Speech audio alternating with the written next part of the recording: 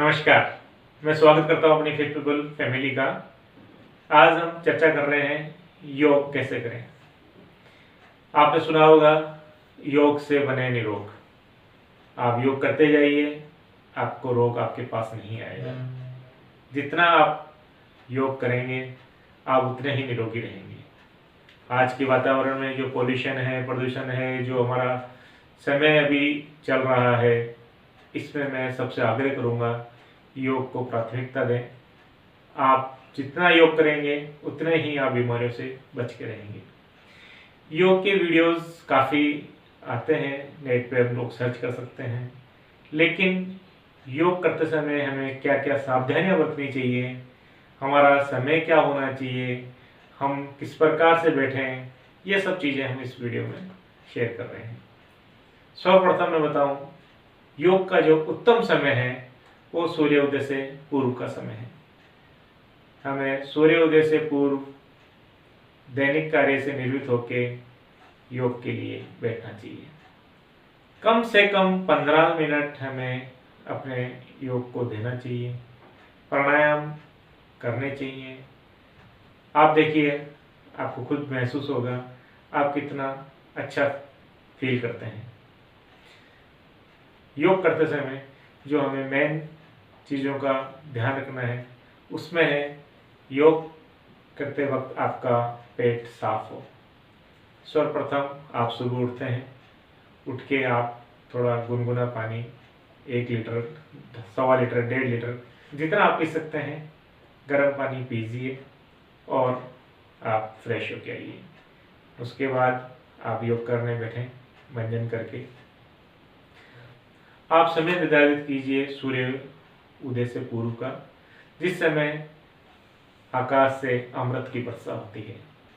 जब अमृत की वर्षा होती है उस समय अगर आप योग करने के लिए बैठते हैं तो आपको खुद महसूस होगा कि आपने अमृत का सेवन किया है। जब आप अमृत का सेवन करेंगे तो आप जानते हैं अमृत और विष के विषय में आपने सुना होगा, पढ़ा होगा। विष जहर है, अमृत तो अमृत है, जीवन है अमृत। और आप जब उस अमृत का सेवन आप कर लेंगे तो आपको किसी भी प्रकार का रोग आपके नज़दीक नहीं आएगा। करते समय हम कोशिश करें पद्मासन के अंदर बैठें। यदि हम पद्मासन के अंदर नहीं बैठ सकते हैं तो हम सिंपल भी बैठ सकते हैं। जैसे कुछ मेरे बुजुर्ग गुरुजन या जैसे किसी के अंदर वजन, अत्यधिक वजन वाले जो मेरे भाई बंद हैं, तो वो अगर पद्मासन में नहीं बैठ सकते तो वो सामान्य तरीके से बैठ सकते हैं। लेकिन विशेष ध्यान रखने की बात है, चाहे किसी भी उम्र के व्यक्ति हों, उन्हें बैठते समय रीढ़ खम एकदम सीधा रखना है। रीढ़ खम, मेरुदंड जो है आपका रीढ़ की हड्डी है, इसे मेरुदंड भी कहते हैं अपन, इसको एकदम सीधा रखना है। इसको झुक के नहीं बैठना, ये एकदम स्वास्थ्य सीधी रहे। आपके हाथ, दोनों हथेलियां आपके घुटनों पे हो और आपकी जो ध्यान है वो इस जगह केंद्रित करेंगे। इस जगह आपको महसूस करेंगे तो यहाँ एक ज्योति आपको दिखेगी। और जो भी हम योग कर रहे हैं, श्वास की योग कर रहे हैं, तो हमें महसूस होना चाहिए कि हमारा श्वास आ रहा है, जा रहा है, आ रहा है, जा रहा है, ये हमें महसूस होना चाहिए। श्वास के योग कर रहे हैं तो श्वास को महसूस करो, ध्यान पूरा उसमें होना चाहिए, ध्यान लगा के हमें योग करना चाहिए। पहले वाले वीडियो में आपको जैसे कि मैंने बताया था, कपालभाति, भस्त्रिका और अनुलोम विलोम। इसके अलावा हम भ्रामरी जो कि हमारे गलकंड रोग से हमारे को राहत दिलाती है। आज आपने देखा होगा डॉक्टर के पास जाते हैं तो वो पहले कहता है डायबिटीज़, शुगर लेवल जिसे कहते हैं हम लोग, वो ना पाइए। उसके बाद में ब्लड प्रेशर चेक करता है, उसके बाद में वो सीधा आता है, वो बोलता है थायराइड चेक कराइए आपका। और देखा गया है कि अभी हमारे नौजवान भाइयों में भी थायराइड की प्रॉब्लम बहुत पाई जा रही है। यदि आप उससे निजात चाहते हैं तो आप भ्रामरी अवश्य करें। भ्रामरी के अंदर हमें गले को दबाना होता है जो ये हमारा गला है इसको नीचे को दबाना और भंवरे की तरह गुंजन करना होता है। एक बार मैं आपको करके दिखा रहा हूँ।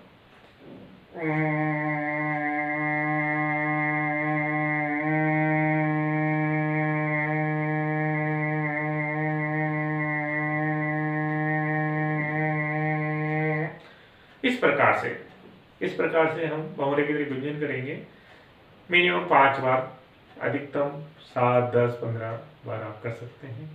तो हमारे को गलकंठ रोग से मुक्ति मिल जाएगी। एक बात का विशेष ध्यान रखना है, प्रत्येक योग के पश्चात हमें हमारी दोनों हथेलियों को आपस में घर्षण करके और अपनी आंखों को खोलने से पहले अपनी आंखों पे लगाएं और इस प्रकार से चेहरे पे उसको मलें, फिर धीरे से आंख खोलें। ये क्रिया भी 3 बार करें।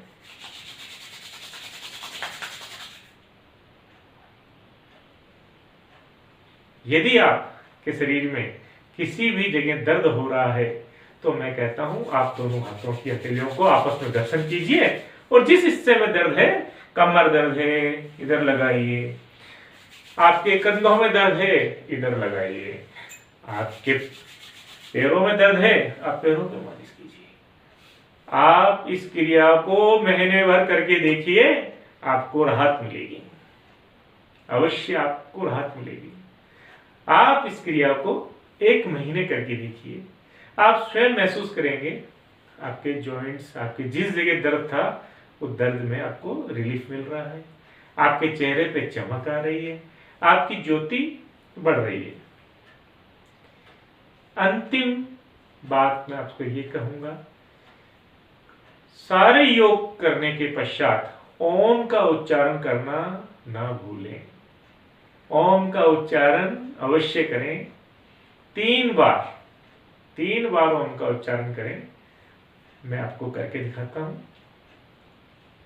आंखों को बंद करना, ध्यान को अपनी ज्योति में लगाना और दोनों हाथों को सीधा करके और लंबा गहरा सांस लेना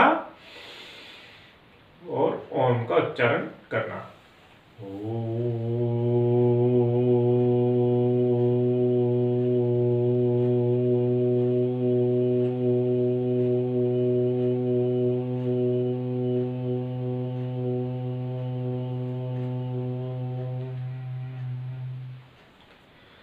पहले ओ को लंबा लेना, मैं को छोटा लेना, दूसरे में ओ और मैं को लगभग बराबर लेना।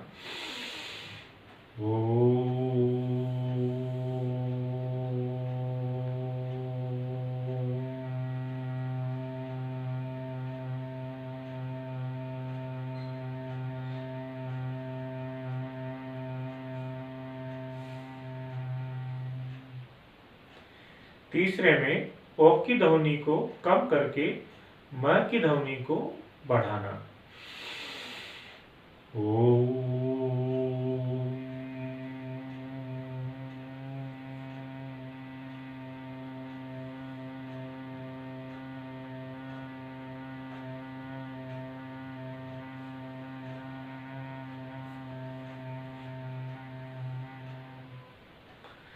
इस प्रकार से 3 बार ओम का उच्चारण करेंगे, फिर अपने दोनों हाथों की हथेलियों को घर्षण करके अपने चेहरे पे 3 बार लगाएंगे।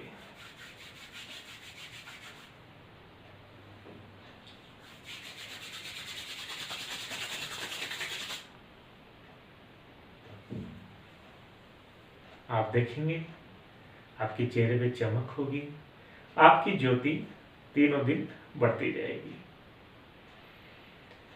अभी मैंने आपको जैसे योग के बारे में बताया, किस प्रकार से हमें योग करते रहना चाहिए, और मैं निरंतर चाहूँगा आपको इस प्रकार की वीडियोस आपके लिए लाता रहूँ।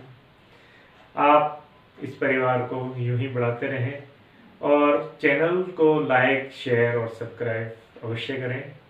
ये वीडियोस मैं आपके लिए बना रहा हूँ, आप लाइक, शेयर और सब्सक्राइब करने में कमी ना रखें। धन्यवाद।